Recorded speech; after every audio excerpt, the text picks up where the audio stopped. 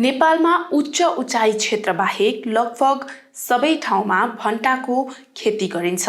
यो एक तरकारी बाली हो जुन धेरै उत्पादन गरिन्छ।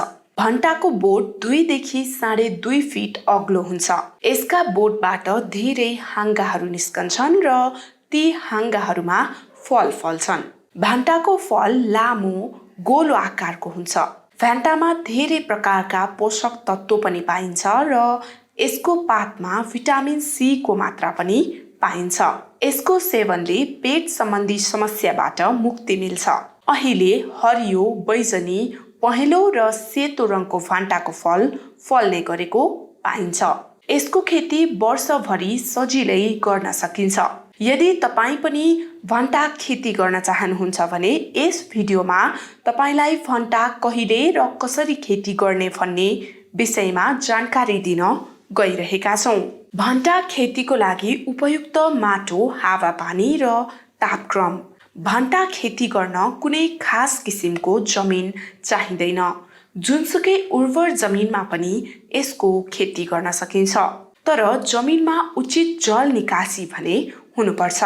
यसको बालीको लागि जमिनको पीएच मान 5 देखि 7 को बीचमा हुनुपर्छ। यसको बिरुवा राम्रोसँग बढ्नको लागि न्यानो हावापानी चाहिन्छ। जाडो मौसममा झर्ने चिसोले यसको बोट बिरुवालाई हानि पुर्याउँछ र तिनीहरूलाई धेरै वर्षा आवश्यक पर्दैन। भण्टाको बिरुवा 25 देखि 30 डिग्री तापक्रममा राम्रोसँग बढ्छ भने अधिकतम 35 र न्यूनतम 13 डिग्री तापक्रम सहन सक्छ। भण्टाका उन्नत जातहरू। भण्टाको आकार, रङ र उत्पादन अनुसार खेतीका लागि धेरै उन्नत जात तयार पारिएको छ, जसको जानकारी यस प्रकार छन्। स्वर्ण शक्ति। यो एक हाइब्रिड प्रजाति हो जसमा उदीयमान बिरुवाको लम्बाइ 2 देखि 3 फिट हुन्छ। स्वर्ण शक्ति जातका फलहरू आकारमा लामो र चम्किलो बैजनी रङका हुन्छन्। यो जातले प्रति हेक्टर 700 देखि 750 क्विन्टलसम्म उत्पादन दिन्छ। स्वर्णश्री। यस प्रकारको बिरुवा 2 देखि 2.5 फिट अग्लो हुन्छ, जसमा धेरै हाँगाहरू निस्कन्छन्। यसबाट निस्कने फलको रङ सेतो र आकार गोलाकार हुन्छ। यस्ता फलफुललाई भुटेर तयार पारिएको तरकारीमा प्रयोग गरिन्छ। यो जातले प्रति हेक्टर 500 देखि 600 क्विन्टलसम्म उत्पादन दिन्छ।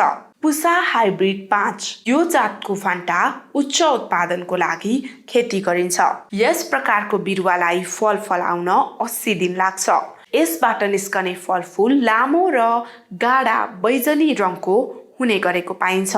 भण्टा खेतको तयारी र मलको मात्रा। भण्टाको राम्रो फसलको लागि भद्र माटो चाहिन्छ। यसका लागि सबैभन्दा पहिले माटो घुमाउने हलोको सहायताले गहिरो जोत्नुपर्छ, जसले गर्दा खेतमा रहेको पुरानो बालीको अवशेष पूर्ण रूपमा नष्ट हुन्छ। खेत जोतिसकेपछि केही बेर खुल्ला राखिन्छ। यसपछि खेतमा मलको मात्रा दिन प्रति हेक्टर 15 गाडा पुरानो गोबर मल दिनुपर्छ। गाईको गोबरको सट्टा वर्मी कम्पोस्ट पनि प्रयोग गर्न सकिन्छ। खेतमा मल हालिसकेपछि कृषक मार्फत 2 देखि 3 वटा तिर्छा जोत्ने गरिन्छ, जसका कारण गोबरको मल खेतको माटोमा राम्ररी मिसिन्छ। माटोमा मल मिसाएपछि पानी हालेर खेत पुनः जोतिन्छ। जोतेको केही दिनपछि खेतको माटो माथिबाट सुक्खा देखिन थालेपछि रोटाभेटर जडान गरेर जोत्दा खेतको माटोमा रहेको माटोको गाँठो भाँचिन्छ र माटो खुकुलो हुन्छ। यसपछि मैदानलाई खुट्टा राखेर समतल गरिन्छ। यसबाहेक रासायनिक मल प्रयोग गर्न चाहनुहुन्छ भने त्यसका लागि प्रति हेक्टर 3 झोला एनपीके अन्तिम जोत्ने समयमा दिनुपर्छ। यसबाहेक बिरुवामा फूल फुल्ने बेलामा सिँचाइसँगै 20 केजी युरिया पनि दिनुपर्छ।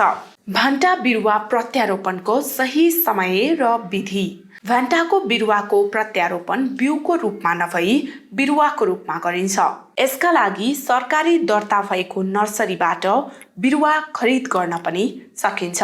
यी बिरुवाहरूको प्रत्यारोपण समतल र बेड दुवैमा गर्न सकिन्छ। समतल जमिनमा बिरुवा रोप्नको लागि मैदानमा 3 मिटरको ओछ्यान तयार गरिन्छ। यी बेडहरूमा प्रत्येक बिरुवाको बीचमा 2 फिटको दूरी राखिन्छ। त्यसपछि बिरुवालाई धारमा प्रत्यारोपण गर्ने हो भने 2 देखि 2.5 फिटको दूरी राखेर चट्टान तयार गरिन्छ। यी बिरुवाको जरा 5 देखि 6 सेन्टिमिटरको गहिराईमा मात्र रोप्नुपर्छ, जसले गर्दा बिरुवाको राम्रो विकास हुन्छ। बिरुवा रोप्नका लागि साँझको समय बढी उपयुक्त मानिन्छ। भण्टा बिरुवाको सिँचाइ। भण्टाको बिरुवालाई बढी सिँचाइ चाहिन्छ। यसको बिरुवालाई पहिलो सिँचाइ प्रत्यारोपणपछि तुरुन्तै गर्नुपर्छ। गर्मीयाममा यसको बिरुवालाई 3 देखि 4 दिनको अन्तरालमा सिँचाइ चाहिन्छ भने जाडो मौसममा यसको बिरुवालाई 10 देखि 15 दिनको अन्तरालमा सिँचाइ दिनुपर्छ।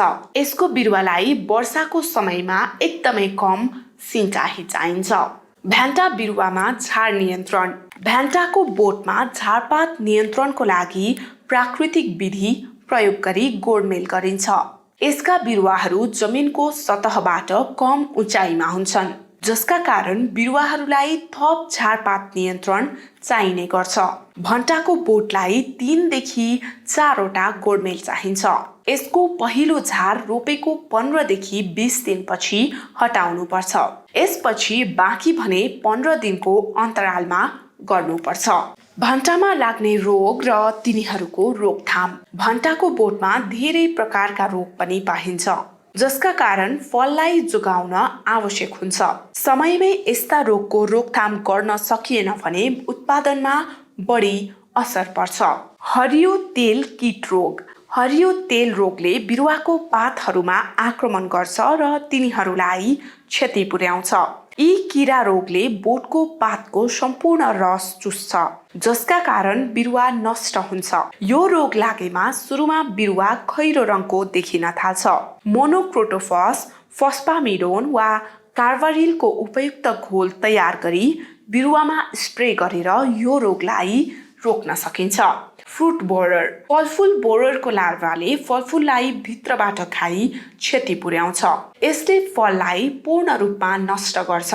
यो लार्भाले बिरुवाको डाँठ खान्छ, जसका कारण बोटका हाँगाहरू सुक्छ र ओइलाउँछ। बिरुवामा साइपरमेथ्रिन वा एन्डोसल्फान उपयुक्त मात्रामा छर्किएर यो रोगबाट बच्न सकिन्छ। ब्लाइट। यो रोगले प्राय मौसम परिवर्तनको समयमा बिरुवाहरूलाई आक्रमण गर्छ। जब यस रोगको प्रकोप बढ्छ, पातहरू बिस्तारै खुम्चिन्छ र सुक्खा हुन्छ, जसको कारण बोटले प्रकाश संश्लेषण गर्न सक्षम हुँदैन र बिरुवा बढ्न बन्द हुन्छ। बिरुवामा उचित मात्रामा म्यान्कोजेब वा जेनेब छर्केर यो रोगबाट बच्न सकिन्छ।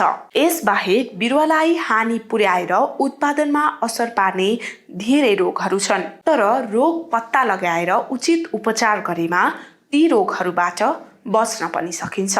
फल कटाई, उपज र लाभहरू। विविधता अनुसार भण्टाको बिरुवाले प्रत्यारोपण गरेको करिब 50 देखि 70 दिनमा फल दिन थाल्छ। जब यसको बिरुवामा फलफुलको रङ आकर्षक हुन्छ, तब कटनी गर्नुपर्छ। साँझमा फलफुल काट्नु उपयुक्त मानिन्छ। उन्नत जातका आधारमा प्रति हेक्टर 200 देखि 600 क्विन्टलसम्म उत्पादन हुन्छ भने भण्टाको बजार मूल्य पनि राम्रो रहेको छ, जसका कारण किसानले भण्टाको एउटै बालीबाट मनक्के आम्दानी पनि गर्न सक्छन्।